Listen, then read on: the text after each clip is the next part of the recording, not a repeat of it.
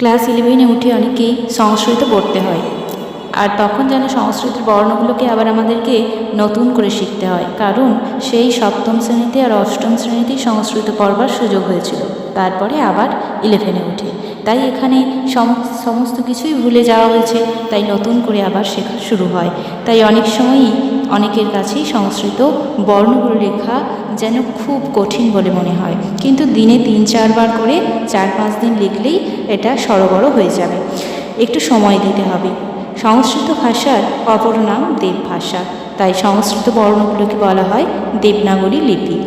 আর বাংলা ভাষার মতোই সংস্কৃত ভাষাতেও বর্ণ 2 প্রকার, স্বরবর্ণ আর ব্যঞ্জন বর্ণ। আমি এই ভিডিওতে স্বরবর্ণগুলি লিখে দেখাচ্ছি। সংস্কৃতে মোট 13টির মতো স্বরবর্ণ আছে। পরের ভিডিওতে আমি ব্যঞ্জন বর্ণগুলো দেখাবো। এবং সংস্কৃত ভাষার অপর নাম যেহেতু দেব ভাষা, তাই বোঝাই যাচ্ছে দেবতাদের প্রিয় ভাষা সংস্কৃত ভাষা।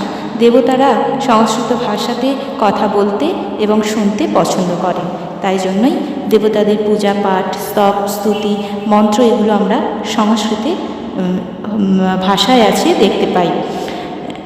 আমরা অনেকেই আমাদের দুঃখের সময়, কষ্টের সময়, বিপদের সময় দেবতাদের কাছে দেবতাদের মতন বিদ্যা, জ্ঞান, বুদ্ধি, শক্তি, ধন, ঐশ্বর্য আরও যা কিছু আছে দেবতাদের, আমরা সেগুলো প্রার্থনা করি যেন দেবতাদের মতোই আমাদের বিদ্যা, বুদ্ধি, জ্ঞান, ঐশ্বর্য প্রাপ্ত হোক, এটাই প্রার্থনা করে থাকি।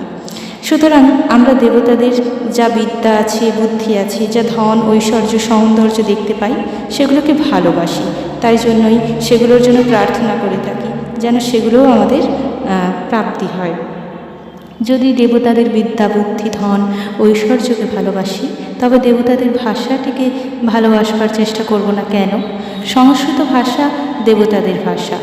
যদিও সংস্কৃত ভাষাটা প্রথম লেখাটা একটু কষ্টকর বলে মনে হয়, কিন্তু চেষ্টা তো করে দেখতেই পারি।